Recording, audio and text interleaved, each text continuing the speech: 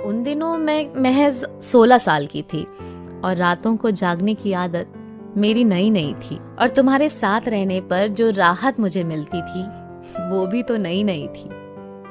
पता ही नहीं चला कि ये मुलाकात कब आदत बन गई और अब ये जरूरत चाहत में बदल गई थी। शायद लड़कपन की वो मेरी पहली मोहब्बत नई नई थी। उस समय इस जुनून, उस फितूर और इस सुकून का एहसास पहले कभी नहीं हुआ था। तुम थे मेरे पास ऐसे जैसे कोई और नहीं था। याद है मुझे कि जब मैं थक हार कर घर आया करती थी और तेरा चेहरा देखकर फिर से खिल जाया करती थी। गेहूं सा तेरा वो रंग न जाने कैसा जादू करता है। मैं बस तेरी खुशबू से बहक जाया करती थी।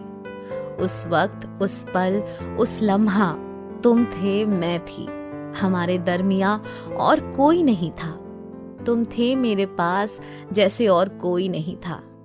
रिमेम्बर, याद है उन दिनों सर्दियों की रातों में सब घर वालों को सुलाकर छत पर आ जाया करती थी।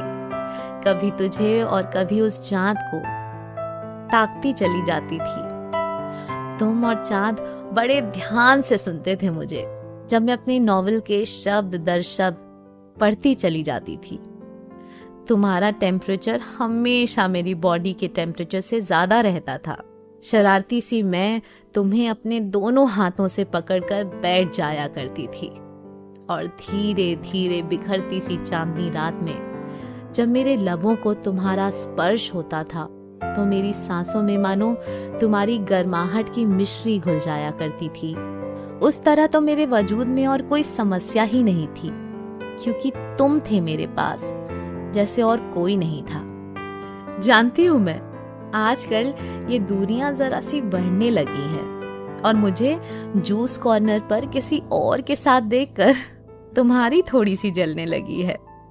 पर यार, तुम तो वाकिफ ही नहीं थे मेरी मोहब्बत के हद से। ये कॉफी, बियर और नींबू पानी सब एक टाइम पास है, क्योंकि मेरी जिंदगी अब बस तुमसे ही चलने लगी है। जाने बहार, गुले गुलजार ऐसे नाराज ना हो यार, क्योंकि जितना नशा तुझ में है सिगरेट और शराब में भी नहीं है।